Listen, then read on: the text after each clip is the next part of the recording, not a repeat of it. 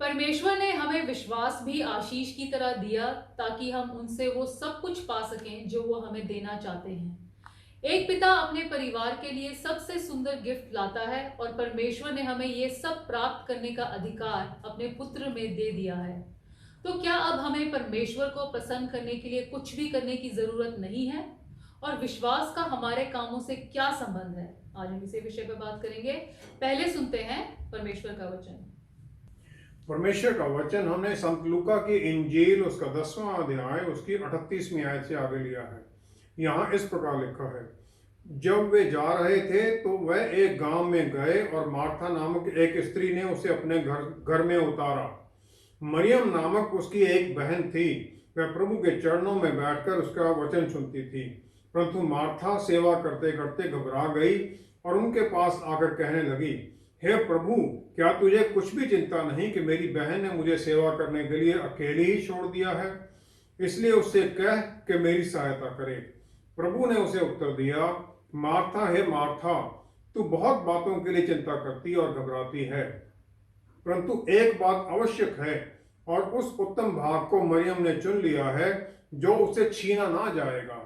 परमेश्वर के वचन को पढ़े और सुने जाने से आशीष हो। आमीन। कोई भी काम शुरू करने से पहले, उसके दौरान या उसके बाद में विश्वास किस प्रकार काम करता है या करना चाहिए? याकूब की पत्री उसका 2 अध्याय उसकी 17वीं आयत में अगर हम देखें तो यहाँ लिखा है, विश्वास भी यदि कर्म सहित ना हो तो अपने स्वभाव में मरा हुआ है।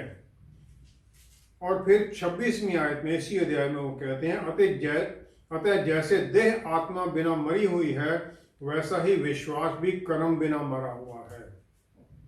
विश्वास की जो डेफिनेशन है, उसकी जो परिभाषा दी गई है इब्रानियों की पुस्तक उसका 11वां अध्याय, उसमें अगर हम देखें 11वें अध्याय में, अब विश्वास आशा की हुई वस्तुओं का निश्चय और अनदेखी वस्तुओं का परिणाम है। पहली ही प्रमाण है, पहली ही आयत में आशा की हुई वस्तुओं का निश्चय और अनदेखी वस्तुओं का प्रमाण है। विश्वास हमें आशा देता है और फिर जो आशा है वो काम को पूरा करने में हमारी सहायता करती है, वो काम जो कि हम उस आशा को पूरा करने के लिए फिर आगे करते हैं। आशा काम के साथ पूरी नहीं होती है, विश्वास में पूरी होती है, लेकिन काम हम विश्वास में करते हैं। अगर किसी को परमेश्वर ने एक रेवलेशन दी है किसी काम के बारे में किसी जगह पर, तो उस इंसान को वहां पर उसके लिए अप्लाई करना पड़ेगा, उस काम के लिए, नौकरी के लिए, इंटरव्यू के लिए जाना पड़ेगा और हर समय परमेश्वर का धन्यवाद भी करना पड़ेगा जो उसने कर दिया है। आगे जाएगा, परमेश्वर ने क्योंकि उसे बताया है तो काम अब मिल जाएगा उसे, लेकिन उसे ये सब करना पड़ेगा। पहला शमूएल 8वां अध्याय उसकी 19-20वीं आयत अगर हम देखें, इजरायली लोग शमूएल नबी के पास जाते हैं और उन्हें कहते हैं, नहीं, हम निश्चय अपने लिए राजा चाहते हैं जिससे हम भी और सब जातियों के समान हो जाएं और हमारा राजा हमारा न्याय करे और हमारे आगे आगे चलकर हमारी ओर से युद्ध किया करे। परमेश्वर उन्हें सब लोगों से अलग करना चाहते हैं, लेकिन इजरायली सबके बराबर उनकी तरह होना चाहते हैं। फिर 9वें अध्याय में 2री आयत में शाऊल है, सौल नामक एक जवान पुत्र था जो सुंदर था और इजरायलियों में कोई उससे बढ़कर सुंदर ना था। वह इतना लंबा था कि दूसरे लोग उसके कंधे तक ही आते थे। वो सुंदर था और परमेश्वर उसे चुन लेते हैं क्योंकि लोग उसे देखना चाहते हैं। लोगों के लिए वो चाहिए जो देखने में सुंदर हो, डील डॉल में बड़ा हो। फिर हम देखते हैं वही पहला शमूएल उसका 16वां अध्याय 13वीं आयत में, यशी जसी के पुत्र हैं और दाऊद उसका सबसे छोटा बेटा है। दाऊद भेड़ों को चराता है। शमूएल नबी को परमेश्वर कह देते हैं, जसी के एक लड़के को तुमने राजा के लिए अभिषेक करना है। अब दाऊद को जैसी भेड़ों से बुलाना भी जरूरी नहीं समझता है, वो सोचता है नबी के पास इसको बुलाने की जरूरत नहीं है। और जब उसे बुलाया जाता है तो उसका अभिषेक कर दिया है राजा बनने के लिए। लेकिन दाऊद क्या करता है, वो वापस चला जाता है भेड़ों को संभालने के लिए। उसमें कोई अहंकार नहीं आता कि मुझे तो परमेश्वर ने बता दिया, अब तो मुझे कोई काम नहीं करना है। पहला शमूएल 17वीं आयत में हम देखते हैं, फिलिस्तीनी लोग इजरायलियों के खिलाफ खड़े हो गए हैं। 4थी आयत में देखते हैं, गॉलियत है, एक जायंट है जो कि इजरायली सेनाओं को 40 दिन से चैलेंज करता है कि मेरे सामने किसी एक को निकालो, मेरे से युद्ध करे। उससे लड़ने के लिए सबसे बढ़िया कौन है? सॉल, जो राजा है, क्योंकि वो सबसे ऊंचा है, उसका डील डॉल बड़ा है। लेकिन वो भी डरा हुआ है। जो इजरायलियों ने इसे चुना था कि हमारे लिए युद्ध किया करे, वो डरा हुआ पीछे बैठ जाता है। फिर हम देखते हैं 32 और 33वीं आयत में, 32-33वीं आयत में दाऊद वहां चला जाता है अपने भाइयों के लिए खाना लेकर, और अभी उसकी 20 साल की उम्र नहीं है, कम है उसकी उम्र अभी कम ही है। और क्योंकि 20 साल वाला आदमी को ज्वाइन करता है, वो वॉलंटियर कर देता है कि गॉलियत को मैं लड़ूंगा। लेकिन राजा सॉल उसे डिस्करेज करता है। वो कहता है 33वीं आयत में, तू जाकर उस फलिश्ती के विरुद्ध युद्ध नहीं कर सकता, क्योंकि तू तो अभी लड़का ही है और वह लड़कपन से ही योद्धा है। दाऊद 37वीं आयत में कहता है कि वो यहोवा परमेश्वर जिसने मुझे सिंह और भालू दोनों के पंजे से बचाया है, वह मुझे उस फलिश्ती के हाथ से भी बचाएगा। शाऊल ने दाऊद से कहा, जा, यहोवा तेरे साथ रहे। वो विश्वास में है दाऊद के, यहोवा परमेश्वर ने मुझे भेड़ों चराते हुए शेर और भालू से बचाया था। ये फिलिस्तीन उसके सामने क्या है? जो उसका विश्वास की स्टेटमेंट जो बोलता है, वो शाऊल को फिर उसे आशीष देने के लिए मजबूर कर देता है, जाओ, परमेश्वर तुम्हारे साथ रहे। फिर 38 और 39वीं आयत में हम देखते हैं, राजा सॉल अपना जो आर्मर है, जो उसके कवच है, वो उसे पहनाता है। लेकिन दाऊद उसे उतार देता है क्योंकि उसको इसकी आदत नहीं है। अभी परमेश्वर दाऊद को ट्रेन कर रहे हैं राजा बनने के लिए। वो विल्डरनेस में जहां वो भेड़ों को चरा रहा है, उसे आर्मर पहनने का, राजा का जो कवच पहनने का समय आएगा, लेकिन अभी नहीं आया है, उसे नहीं पहनता है। और फिर वो गॉलियत की तरफ चलता है एक शेपर्ड बनकर, शेपर्ड के हथियारों के साथ। उसके पास एक डंडा है, एक स्लिंग है, और रास्ते में वो ब्रुक से, वो नदी से 5 पत्थर उठा लेता है। अब हम देखते हैं 45वीं आयत में। 45वीं आयत में गॉलियत दाऊद को अपने जो उसके देवता हैं उनमें कर्स करता है, श्रापित करता है। दाऊद उसे क्या कहता है? दाऊद कहता है, तू तो तलवार और भाला और सांग लिए हुए मेरे पास आता है, परंतु मैं सेनाओं के यहोवा के नाम से तेरे पास आता हूं, जो इजरायली सेना का परमेश्वर है, और उसी को तूने ललकारा है। आज के दिन यहोवा तुझको मेरे हाथ में कर देगा, और मैं तुझको मारूंगा और तेरा सिर तेरे धड़ से अलग करूंगा, और मैं आज के दिन फिलिस्ती सेना के शव आकाश के पक्षियों और पृथ्वी के जीव जंतुओं को दे दूंगा। मैं ये सब कर दूंगा। इसका रिजल्ट क्या होगा? फिर विश्वास में वो बोल रहा है, इसका रिजल्ट भी वो साथ ही डिक्लेयर करता है। तब समस्त पृथ्वी के लोग जान लेंगे कि इजराइल में एक परमेश्वर है, और यह समस्त मंडली जान लेगी कि यहोवा तलवार या भाले के द्वारा जयवंत नहीं करता, इसलिए कि संग्राम तो यहोवा का है, और वही तुम्हें मेरे हाथ में देगा। उसका विश्वास है। उसी विश्वास में फिर वो गॉलियत की तरफ फुर्ती से दौड़ कर चलता है। अपनी गोफन में एक पत्थर बैग से निकाल कर डालता है और उसे वो चला देता है गॉलियत की तरफ। परमेश्वर उसे बहुत गति दे देते हैं, उस पत्थर को डायरेक्शन देते हैं, सेध दे देते हैं, और एग्जैक्ट जहां उसे लगना है यहां पर लगता है वो। और क्योंकि वो पत्थर अंदर घुस जाता है, गॉलियत उसी पत्थर से मर जाता है और गिर जाता है। व्यवस्था विवरण 20वां अध्याय 4थी आयत में यहां लिखा है, क्योंकि तुम्हारा परमेश्वर यहोवा तुम्हारे शत्रुओं को युद्ध करने और तुम्हें बचाने के लिए तुम्हारे संग संग चलता है। ये वचन इजरायली सबको पता है, उनमें विश्वास भी है कि हाँ ये होता है, लेकिन क्योंकि उस विश्वास में वो आगे बढ़ते नहीं है, डर में छुप कर बैठे रहते हैं। ये विश्वास मरा हुआ है, ये किसी काम का नहीं है। जबकि दाऊद का विश्वास पक्का है और वो चलता है, उसे पता है परमेश्वर मेरे साथ है। विश्वास हमारे जीवन में काम करता है जब हम निकलते हैं लाइफ के चैलेंजेस को सामना करने के लिए। हमें पवित्र आत्मा परमेश्वर दिए गए हैं, हमें बल देने के लिए, हमें गाइड करने के लिए, और हमें उनकी गाइडेंस को मांगना है। जितना हम परमेश्वर से नजदीकी रिश्ते में बनते जाते हैं, उतना ही हमारा मन, हमारे कान उनकी आवाज को सुनने के लिए तैयार होते जाते हैं। मत्ती 14 की 28 से 29वीं आयत में हम देखते हैं, प्रभु यीशु पानी पर चलकर अपने चेलों के पास चलते हैं, जो कि पूरी रात किश्ती में तूफान का सामना करते रहते हैं। उन्हें देखकर पतरस रसूल कह देते हैं, प्रभु अगर ये आप ही हो तो मुझे आज्ञा दें कि मैं पानी पर चलकर आपके पास आ जाऊं। आज्ञा मांगता है पहले, आज्ञा मिलने के बाद में वो पानी पर चल देता है।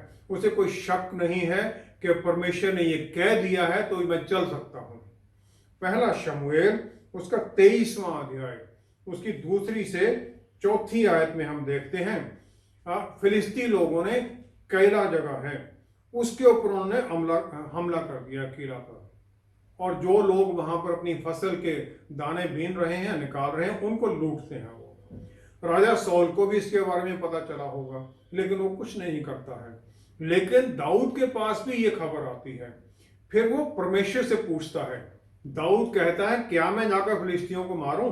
परमेश्वर का उत्तर उसे आता है, जा और फिलिस्तियों को मार के किला को बचा।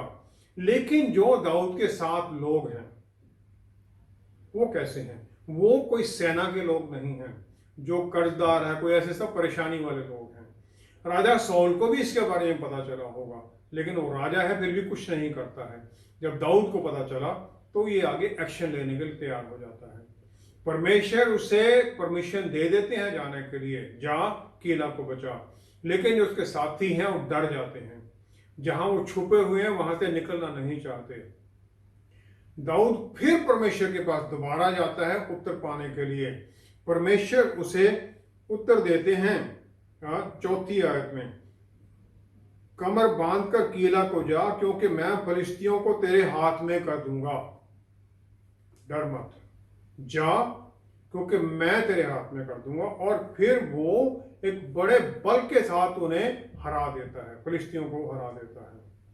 याकूब की पुस्तक उसका 2 अध्याय उसकी 21-22वीं आयत में अगर हम देखें तो वही विश्वास के बारे में याकूब कहते हैं, जब हमारे पिता अब्राहम ने अपने पुत्र इसहाक को वेदी पर चढ़ाया तो क्या वह कर्मों से धार्मिक ना ठहरा था? अब तूने देख लिया कि विश्वास ने उसके कामों के साथ मिलकर प्रभाव डाला है और कर्मों से विश्वास सिद्ध हुआ। विश्वास है, लेकिन विश्वास प्रूव होता है कर्मों के द्वारा कि हाँ मुझे विश्वास है इसीलिए मैं काम करता हूं। दाऊद को विश्वास है, गोलियत को मार लेता है। उत्पत्ति का पहला अध्याय, परमेश्वर के आत्मा वहां पर हैं, लेकिन एक्शन तभी शुरू होता है जब परमेश्वर कह देते हैं, गॉड सेड, परमेश्वर ने कहा, और फिर विश्वास उस एक्शन को पूरा कर देता है। परमेश्वर का विश्वास है, जो मैं बोलना है वो हो जाना है, उन्हें कुछ देखने की जरूरत नहीं है। लेकिन बोले बिना या एक्शन जो है बोलने का है, उसके बिना कुछ नहीं होगा। इससे ऊपर हमें और क्या प्रूफ की जरूरत है कि हमें विश्वास में आगे चलना है काम करने के लिए, तभी वो विश्वास अब्राहम की तरह सिद्ध होगा कामों के द्वारा। विश्वास और काम का सही मेल मिलाप क्या है और हम ये कैसे कर सकते हैं?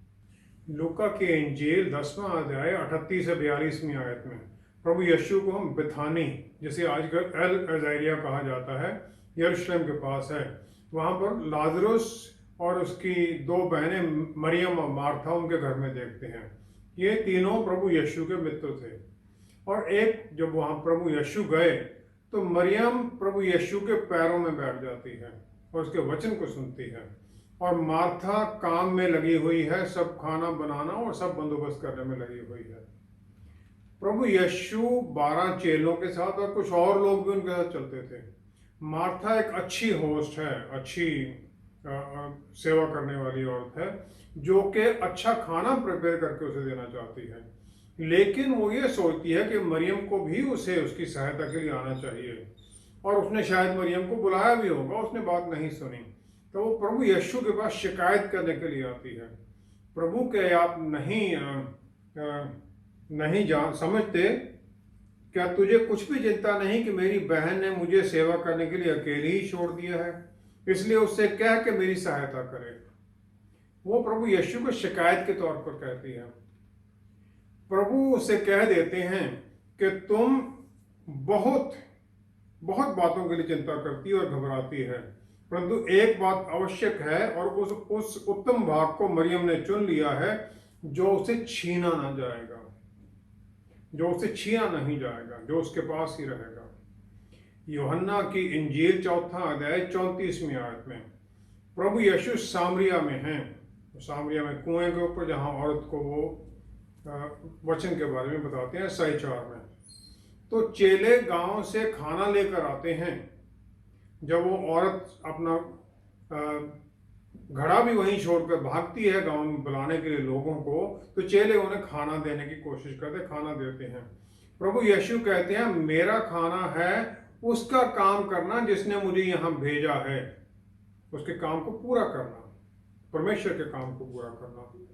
प्रभु यीशु ने मरियम को उसको अप्रिशिएट किया, उसे उत्साहित किया कि जो उसने जरूरत है उसने वो पकड़ लिया है। दैट गुड पार्ट, वो अच्छी बात जो उसे छीनी नहीं जाएगी, जो उससे कोई लेगा नहीं। इब्रानियों की पुस्तक 10वां अध्याय और उसकी 16वीं आयत में अगर हम देखें तो वहां पर पौलुस रसूल कहते हैं, 10वां अध्याय 16वीं आयत, प्रभु कहता है कि जो वाचा मैं उन दिनों के बाद उनसे बांधूंगा वह ये है कि मैं अपने नियमों को उनके हृदय पर लिखूंगा और मैं उनके विवेक में डालूंगा। यही जो कि यिर्मयाह नबी को की पुस्तक में 31वें अध्याय की 33वीं आयत में परमेश्वर ने पहले भी कहा था कि मैं अपने जो नियम है उनके मनों में लिख दूंगा।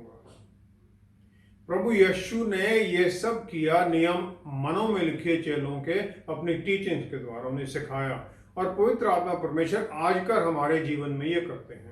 जो उनका रोल प्रभु यीशु ने यूहन्ना 14:26 में बताया कि वो तुम्हें सब कुछ सिखाएंगे और मेरे वचन जो मैंने तुमसे कहे हैं वो तुम्हें याद कराएंगे।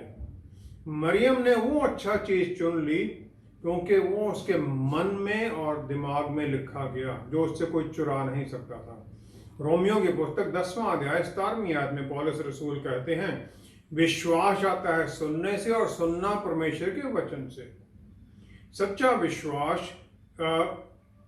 एक्शन में देखा, उसके कामों में देखा जा सकता है, उनकी दोनों बहनों के और उनके भाई के जीवन में, जब लाजरस की मृत्यु हो जाती है। प्रभु यीशु चौथे दिन वहां पहुंचते हैं। यूहन्ना 11 उसकी 21-22वीं आयत में देखते हैं। मार्था पहले वहां पहुंचती है, मार्था वहां पहुंचती है और मार्था प्रभु यीशु से शिकायत करती है। एक शिकायत का लहजा है उसका। 21-22 आयत में हम देखें, वो कहती है कि प्रभु यदि तू यहां होता तो मेरा भाई कदापि ना मरता, और अब भी मैं जानती हूं कि जो कुछ तू परमेश्वर से मांगेगा परमेश्वर तुझे देगा। मार्था की ये रिक्वेस्ट है कि अभी भी अगर तुम मांगो वो तुम्हें देगा, परमेश्वर तुम्हें दे देगा। 32वीं आयत में हम देखते हैं मरियम वहां आती है। मरियम भी एग्जैक्टली यही बातें कहती है, लेकिन उससे पहले मरियम आकर 32वीं आयत में देखते हैं, जब मरियम वहां पहुंची जहां यीशु था तो उसे देखते ही उसके पांवों पर गिर पड़ी। पांवों पर गिरना है उनकी आराधना करना, वर्शिप करना, अपने आप को सरेंडर करना उनके सामने। उसने वही वचन कहे, एग्जैक्ट वही वचन, हे प्रभु यदि तू यहां होता तो मेरा भाई ना मरता। लेकिन इसके आगे उसने कुछ नहीं कहा, कोई डिमांड नहीं है, सरेंडर है कि प्रभु जो आपने कर दिया वो भी ठीक है। और नेक्स्ट जो स्टेप है उन पर छोड़ देती है। मार्था भी अपना विश्वास जाहिर करती है रिजरेक्शन के बारे में, हाँ वो जी उठेंगे। प्रभु यीशु 35वीं आयत में उससे कहते हैं मैं ही जीवन हूं और मैं ही रिजरेक्शन हूं। और फिर वो मरियम के विश्वास को देखकर रो उठते हैं, दोनों के जो विश्वास में भिन्नता को देखकर रो उठते हैं 35वीं आयत में। और मरियम का जो दर्द है वो जानते हैं, समझते हैं, क्योंकि मरियम उनका जो डिवाइन जो प्रभुत्व है उसको पहचानती है और उनकी आराधना करती है। 39वीं आयत में मार्था को फिर भी शक है।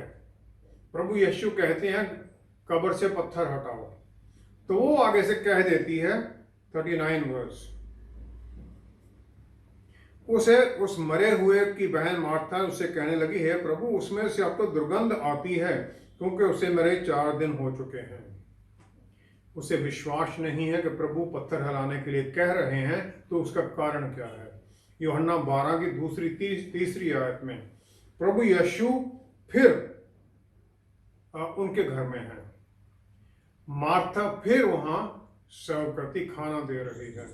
मरियम ने प्रभु यीशु की सलीब पर चढ़ाए जाने के बारे में सुन लिया है उनसे पहले, और वो उनकी अपना दोबारा जी उठने के बारे में भी जानती है। तो फिर वो आती है, जटामांसी का आधा सेर बहुमूल्य इत्र लेकर यीशु के पांवों पर डाला और अपने बालों से उसके पांव पोंछे।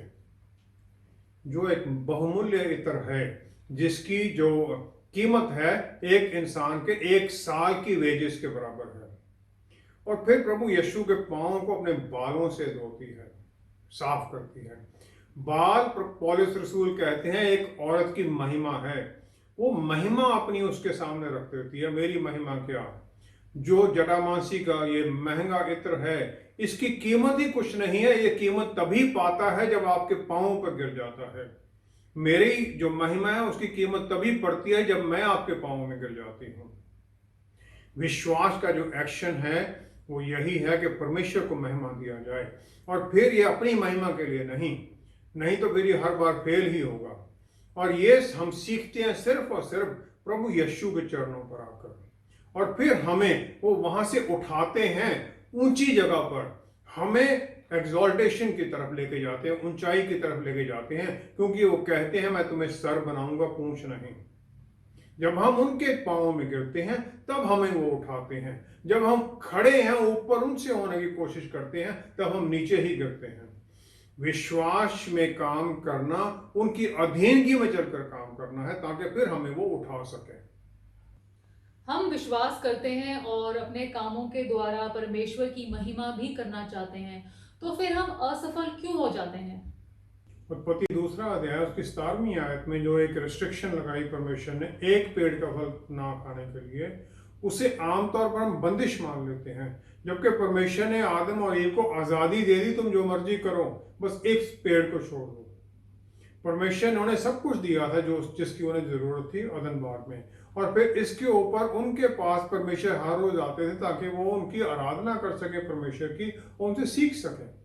उत्पत्ति 11 की 4 आयत में लोगों ने ये डिसाइड कर लिया, 4 आयत में लिखा है, और हम एक नगर और एक गुम्मट बना लें जिसकी चोटी आकाश से बातें करे, इस प्रकार से हम अपना नाम करें, ऐसा ना हो कि हमको सारी पृथ्वी पर फैलना पड़े।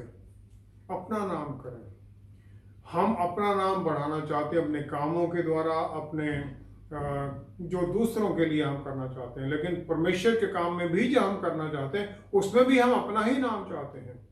फरीसी, सदूसी और यहूदी लीडर थे जो हमेशा प्रभु यीशु के साथ थे, उन्होंने उनकी सब बातों को सुना, लेकिन वो उसमें नुक्स निकालते थे। परमेश्वर ने यहूदियों को 10 आज्ञाएं दी, मोसेस ने वो आज्ञाएं दी ताकि इजरायलियों को उनके प्रतिदिन के जीवन के बारे में गाइड कर सकें। यहूदी लोगों ने इन्हें इतना बढ़ा दिया कि 613 आज्ञाएं बना दी, करना और ना करने वाली 613 आज्ञाएं बना दी, जो कि एक आदमी के लिए फॉलो करना असंभव है। हर एक धर्म में परमेश्वर को प्रसन्न करना अपने कामों के द्वारा सिखाया जाता है, लेकिन परमेश्वर ने अपने पुत्र को भेज दिया क्योंकि हमसे प्यार करते हैं, और एक नॉर्मल ह्यूमन बीइंग के लिए यह समझना बहुत मुश्किल हो जाता है।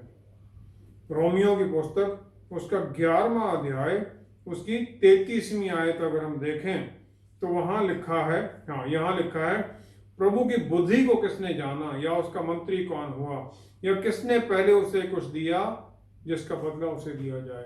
कौन उसकी बातों को समझ सकता है? और स्पेशली हम जो पाप से भरे हुए लोग हैं वो हम समझ नहीं सकते कि किस प्रकार उनके पुत्र के द्वारा हमें माफी मिल जाती है। बहुत लोग यही नहीं समझ पाते। लूका 15 की 28 से 32वीं आयत में जो छोटा पुत्र है, उड़ाऊ पुत्र, सब कुछ गंवाकर पाप से भरा हुआ इस आशा में आ जाता है अपने पिता के पास कि उसे माफी मिल जाएगी, उसे स्वीकार कर लिया जाएगा। लेकिन जो बड़ा पुत्र है वो कहता है पिता को, मैं इतने वर्ष से तेरी सेवा कर रहा हूं और कभी भी तेरी आज्ञा नहीं टाली, तो भी तूने मुझे कभी एक बकरी का बच्चा भी ना दिया कि मैं अपने मित्रों के साथ आनंद करता। इतने साल मैंने तेरी सेवा की। हम भी यही कहते हैं, परमेश्वर इतना कुछ मैंने कर दिया आपके लिए। उड़ाऊ पुत्र के बड़े भाई और मार्था की तरह हम भी परमेश्वर पर अपने कामों का एहसान करना चाहते हैं। हम भी कहते हैं कि हम चर्च जाते हैं, बाइबल पढ़ते हैं, प्रार्थना करते हैं, अब हमारी प्रार्थनाओं को उत्तर दो। लूका 18 की 11 से 13वीं आयत में प्रभु यीशु ने एक दृष्टांत दिया। वो कहते हैं एक चुंगी लेने वाला और एक फरीसी जाते हैं। फरीसी कहता है, परमेश्वर मैं तेरा धन्यवाद करता हूं कि मैं दूसरे मनुष्यों के समान अंधेर करने वाला, अन्यायी और व्यभिचारी नहीं, और ना इस चुंगी लेने वाले के समान हूं। परंतु चुंगी लेने वाला क्या कहता है? वो दूर से खड़ा होकर स्वर्ग की ओर आंखें उठाना भी नहीं चाहता है, वरन अपनी छाती पीठ पर कर कहा, हे परमेश्वर मुझ पापी पर दया कर। जिस दिन हम ये मान लेते हैं कि हम पापी हैं और हमें उसकी अनुग्रह और दया की जरूरत है, जब ये मान लेते हैं कि हम पाप में पैदा हुए, हमारी प्रवृत्ति पाप करने की है, तब हम प्रभु यीशु की तरफ चलते हैं और फिर हमें नया जीवन मिलता है, पापों से क्षमा मिलती है। हम उनके कंट्रोल में अपने आप को सरेंडर कर देते हैं, उनकी आराधना करते हैं और फिर हम बचाए जाते हैं। फिर हम दिन प्रतिदिन बदलते जाते हैं, उनके साए में आ जाते हैं, उनकी तरह फिर धर्मी बनने के लिए हमें बदलते जाते हैं। परमेश्वर विश्वास इस प्रकार हमारे जीवन में काम करने लग जाता है और फिर हम सही तरीके से अपने कामों के द्वारा परमेश्वर का बच्चा होना साबित करने लग जाते हैं। आइए प्रार्थना करें। पिता परमेश्वर, हम आपका धन्यवाद करते हैं आपकी आशीषों के लिए, आपके प्यारे बेटे के लिए, पवित्र आत्मा परमेश्वर के लिए। हमें भर दीजिए विश्वास से, आशीषों से, कि हम अपने कामों से नहीं बल्कि इस विश्वास में कि आप हमसे प्यार करते हैं, आपका प्यार दूसरों पर उंडेलने के लिए अपने काम करें, दूसरों को आपके बारे में बताने के लिए अपने काम करें, ताकि स्वर्गराज के कामों में बढ़ोतरी हो, दूसरे लोगों को भी फिर रोशनी में लाया जाए, रूहें जीती जाएं और आपको महिमा मिले। पिता परमेश्वर, सब कुछ आपके प्यारे बेटे प्रभु यीशु के पवित्र नाम में मांगते हैं। आमेन, आमेन, आमेन। हर विश्वासी को ये जान लेना है कि परमेश्वर मुझसे नाराज नहीं है और मुझे उन्हें अपने कामों से खुश करने की जरूरत नहीं है। उनकी खुशी हमारा उनसे एक नजदीकी का रिश्ता बनाकर हर दिन उनके सामने आत्मसमर्पण में है।